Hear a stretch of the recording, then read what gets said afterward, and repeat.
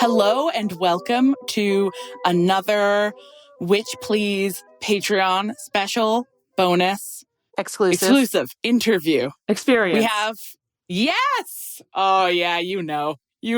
I'm a backer. I hear the episodes. Now you get to see how the sausage is made. I'm Hannah. I'm Marcel. And we have a very special guest today. Celebrated graphic novelist, Maia Kobabe. Welcome, Maia.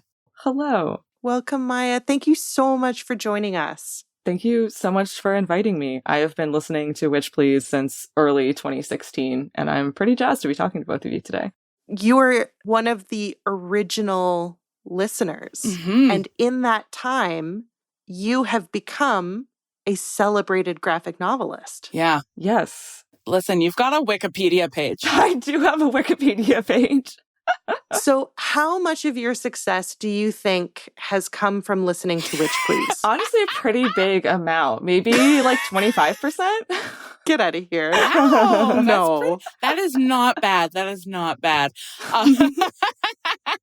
But we did encounter you first as an artist, I think. You made like, I think you drew us at some point. Yeah, yes. I am, a full-time comics author and illustrator. I work from home. I have since 2017. I spend most of my days drawing and listening to podcasts, honestly, is what I do pretty much all day. And so when I find a good podcast that can get me through the day, this is why I jokingly said 25%, but like literally podcasts are one of the things that fuels my career, because if I'm listening to a good podcast and I'm drawing, time passes happily and I produce work and I enjoy myself and life is good.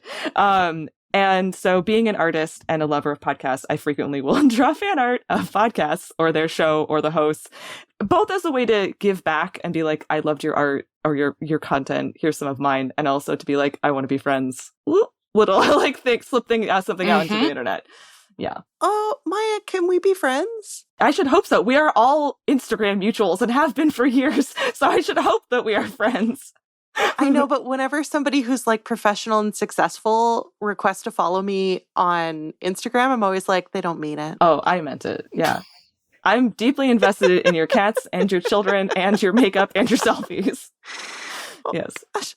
Just have a little weep. Yeah, Marcel's having a rough week, so the more you can praise her, the better. I'm having a rough couple of months. It's going to be a few more. It's fine. It's fine. It's fine. We'll talk about it during Witch Please Tell Me. Love that. Yeah, we will. So, Maia, I mean, I really, really want to talk about genderqueer, but maybe since we're on the topic of fandom, we can start a little bit with your fandom art, because you do make a lot of zines about your fandom and your relationship to different fan properties.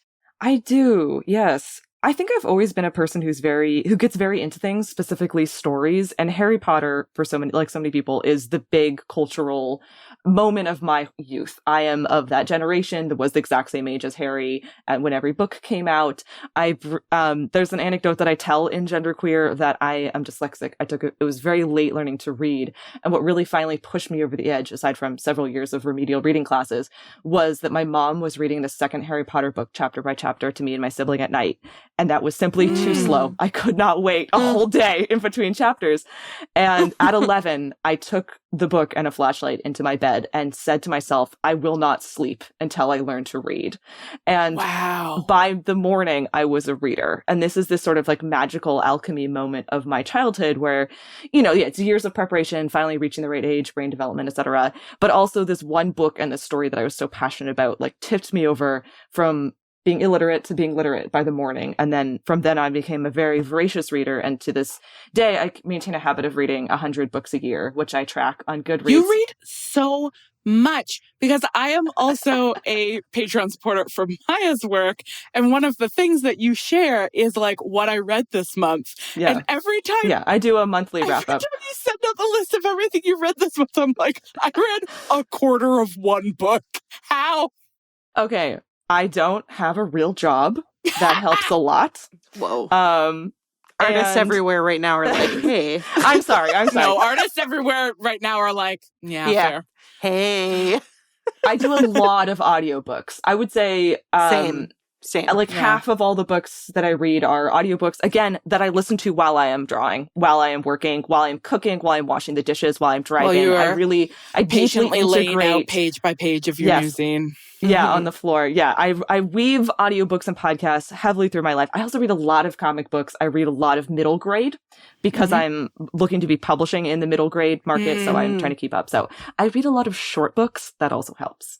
Okay, Maia, I have a question for you. And if you don't want to answer this, that's totally okay. We can just blow right by it. But considering that Harry Potter was so formative to your relationship to reading, would you be interested in talking a little bit about like J.K. Rowling's transphobia and how that's impacted your relationship to the series?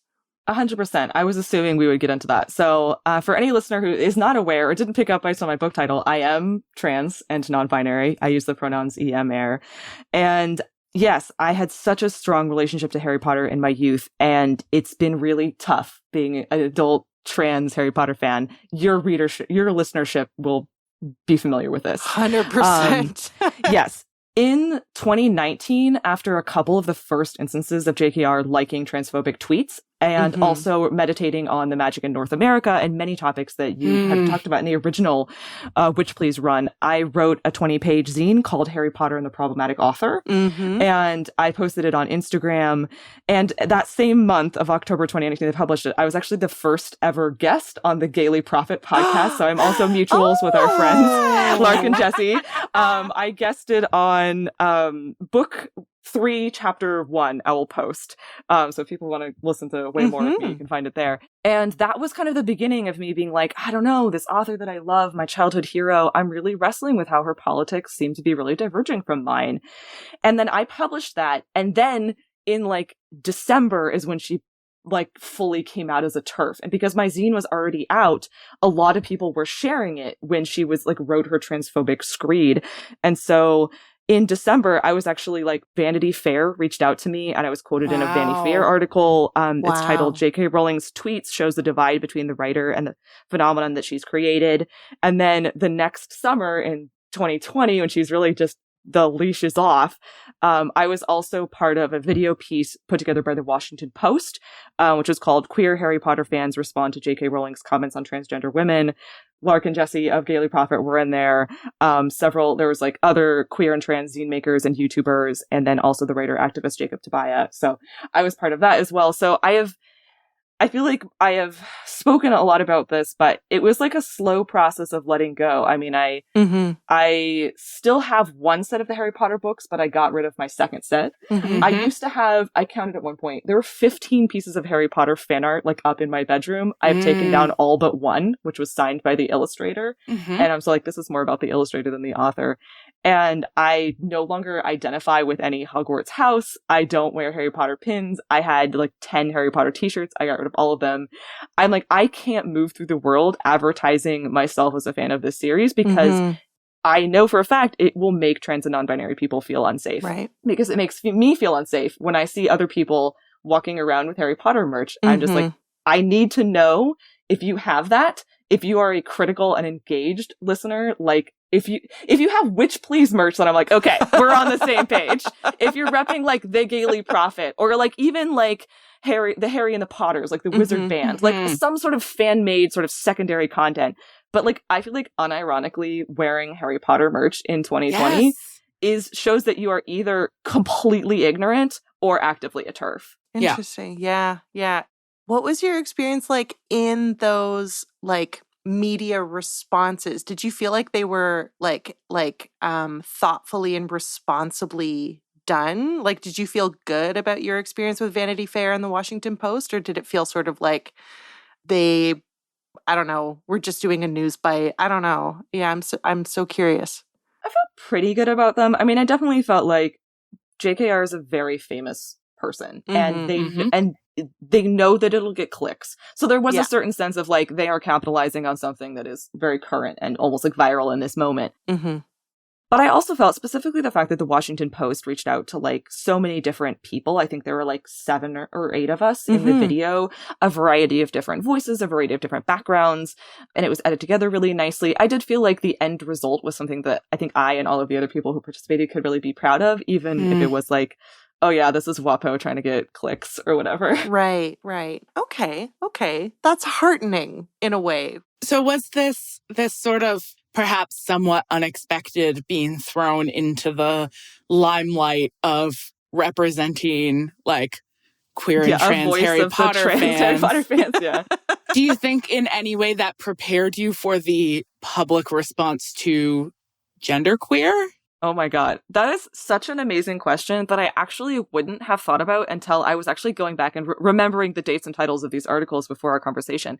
And I was like, oh, I had forgot that I did a mini round of interviews before this. So for anyone who's unfamiliar, my book, Genderqueer Memoir, which is a graphic novel, it came out in May of 2019, was and Maya might not say this, but it rules. Oh, thank you. It's really, really beautiful. I really, really love it. I almost quoted you in it. That was one of the pages that sadly ended up on the cutting room floor during drafts. But listen, I understand it. That's how editing works. But you are in my book. So I know. And I haven't read it yet, but I have it on pre-order and I'm so excited.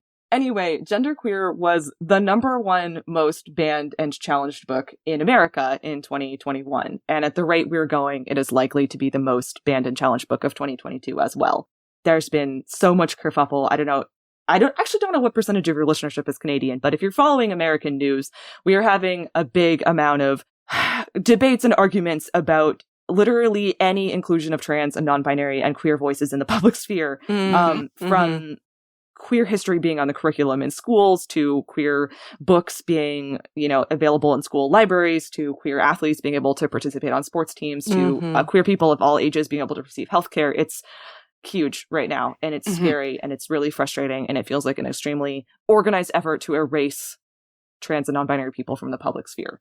My book happened to have won a couple of awards in 2020 from the American Library Association, and because of that, many librarians purchased it, and so it was in many libraries, and when a couple of sort of big profile censorship cases happened, it spawned a ton of copycat censorship cases a bunch of other places.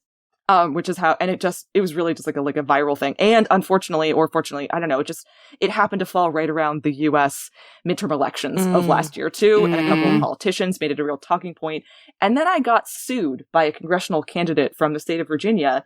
Oh, I didn't hear about that. No. For being too gay? I won't go into it too much, but basically a congressional candidate who ended up losing his race, thank God, sued a Barnes & Noble for carrying both Genderqueer and a Sarah J. Maas novel, the second book of the ACOTAR series, A Court of Mist and Fury, saying that they were obscene and should not be available to minors. What fucking year is it? Under a law that had been written in 1970 during that wave of sort of book censorship. I was relatively sure this entire lawsuit was very much a publicity stunt to try to gain attention to his political campaign. But very happily, on August 30th, a judge tossed out the case on due process issues and saying actually that the law was somewhat unconstitutional and was violating the First Amendment, freedom of speech rights. Great. So a happy result, but it was a summer of having a lawsuit hanging over my publisher's head. So it's been wild. And maybe it's possible that, doing these earlier sort of more Harry Potter related, but still on the topics of trans people's voices in media, interviews did kind of prepare me a little bit for the many interviews that I have done because of the genderqueer book challenges, book bans, lawsuits, media kerfuffle, etc. Yeah. How has your publisher been? Have so I'm Have sorry. you been well supported? I did this during our recording earlier, but good publisher, medium publisher, bad publisher. How would you say that's gone? They've been pretty good. It's a relatively small company, they were not super prepared to handle this. But my agent has been wonderful, and then the publicist that I worked with for most of the past year was absolutely wonderful. And then a great organization called the Comic Book Legal Defense Fund, which was literally created to help cartoonists face censorship, actually did pay for all of the lawyers representing my book in the case. So good. I feel very supported. I have had a lot of a lot of backup and a lot of support during all of this absolutely bizarre, the weirdest last 12 months of my entire life to date. It can't be. I mean, you just don't put out a book thinking probably a congressional candidate will sue me for this. Definitely not, especially a book that has been out for 2.5 years. Yeah. And it's pretty much like, it's had its media cycle. I toured. Mm-hmm. It had all its initial press. It was a mid-list book from a new debut author from a medium-sized publisher. Mm-hmm. People were reading it. It was doing well, but it was not making national headlines. No, and it's also not like, having read it, it's not the kind of book I would expect to get taken up in this way, because it's not, and this is not saying anything against militant books, but it's not militant. No, like it's a relatively gentle, it's memoir. Yeah, it's one person's story of growing up, coming out, wrestling with gender and sexuality and finding language for non-binary identity, and then coming out to family, friends, community, workplace, etc. And I have had a pretty easy go of it in life. I am a middle class, mid-30s white person who still lives with their parents rent-free. I grew up in the liberal bubble of the Bay Area. I at no point was ever worried that like coming out would threaten my safety, my housing, my friendships, my relationships to family, my abilities to get a job. And I mean, that's part of why I wrote the book, is because I was like, I have so much privilege. I should use it for something. And yeah, I in fact worried that the book might be boring because all of the conflict in it is internal. I have faced so little external conflict with the world. I thought, is anyone who's never met me going to find this interesting? But they have. Mm-hmm. Yeah. Yeah, I guess for good reasons and bad reasons. Indeed. It does seem like its own kind of like sinister black swan effect. Do you know this phrase? We use it in publishing to talk about like totally unpredictable outcomes with books. So like Harry Potter itself is frequently referred to as a black swan event because it's an absolutely non-reproducible phenomenon. Yeah, that makes sense. None of us can put our finger on what made it the series that it was. Like nobody, because if any of us could say, then somebody could reproduce it. And it has not proven to be reproducible. And it's not non-reproducible because the author's a genius. No, that is not it. If anything, I think it's more where it came out in relation to the development of the internet. Oh, I think is a bigger factor. It's all of this stuff, right? And who happened to pick it up at the moment. I mean, 50 Shades of Grey is another example. Yes. It's not that lots of people don't enjoy reading smutty fan fiction. It's like, well, why did this take off? Well, why this and not another? Yeah. It was the particular moment. It was the person who got their hands on it. It's all of these things. And it does seem like the negative response to genderqueer has been its own kind of black swan event. Like the book was in the wrong place at the wrong time. Yeah. But I also hope maybe that means it has gotten into more hands of people who want it. Yeah, definitely. Not every book that is banned and challenged sees a sales bump, but mine has. And I am grateful for that. And I do think that, a lot of people have heard about it who wouldn't have otherwise. And I've had many people say, send a message online or whatever and say, oh, I saw this book was being challenged, so I decided to read it and I really enjoyed it. Like that kind of thing. So that's exciting. And I am grateful for that. But actually you mentioning 50 Shades of Grey and like fan fiction does remember that I didn't fully answer your question at the beginning, which was like that I do, amidst all of this of my sort of memoir work and then I guess media work, I'm also a big fan and I'm very into a lot of stuff.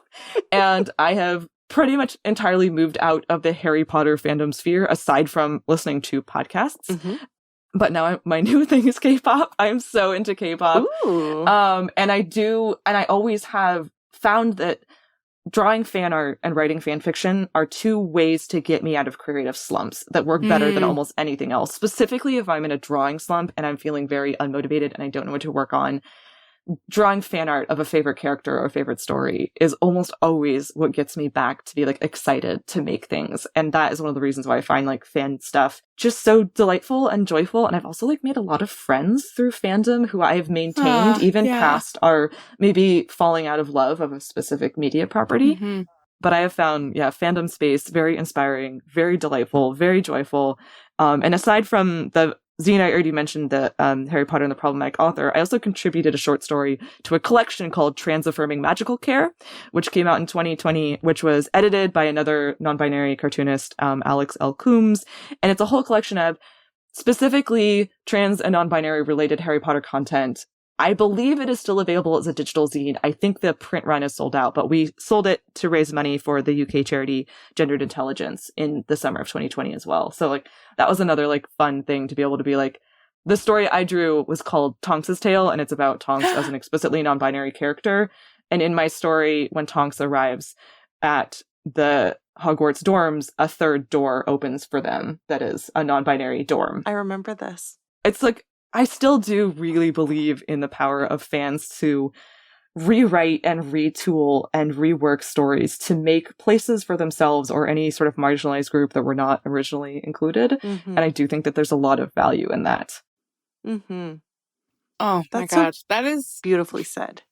So beautifully said.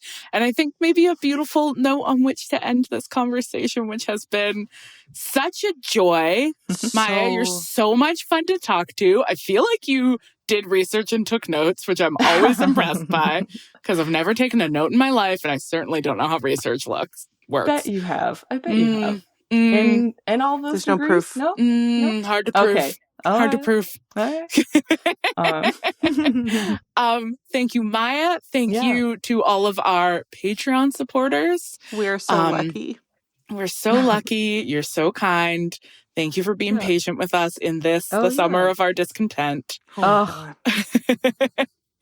This was an absolute delight. I was so excited to be invited. Like I said, I've been a listener for many, many years. This is one of my all-time favorite podcasts. I never unsubscribed during the long hiatus. I never stopped following the Twitter. Literally, when the reboot was announced, I texted multiple people like, this is the best. This has made my week. This is the best thing. This is the best news I've had in a while. And I genuinely believe that I learned as much from listening to Witch Please and Secret Feminist Agenda as I did in my entire master's degree program. Specifically, just like, it has really impacted my thinking so much as like topics, just like all of these academic topics that I didn't hit because I have 2 art degrees. And specifically like a feminist lens on literary criticism that has just been really valuable and joyful in my life. So thank you. Thank you for your work. It means a lot. Thank you so much. I have made Marcel cry. You made Marcel cry. I have won the interview. You did win the interview. No, that's the real win is when you make Hannah cry because she's not as fragile. Yeah, it's hard. It's hard. I too am not a crier, so I'm a harder nut to crack. Oh my goodness. You know who's really good at making me cry? Is it me? This asshole right over here. Yep, it's you. Yeah? It's you. It's you. Bye, listeners. Bye. Bye. Take care.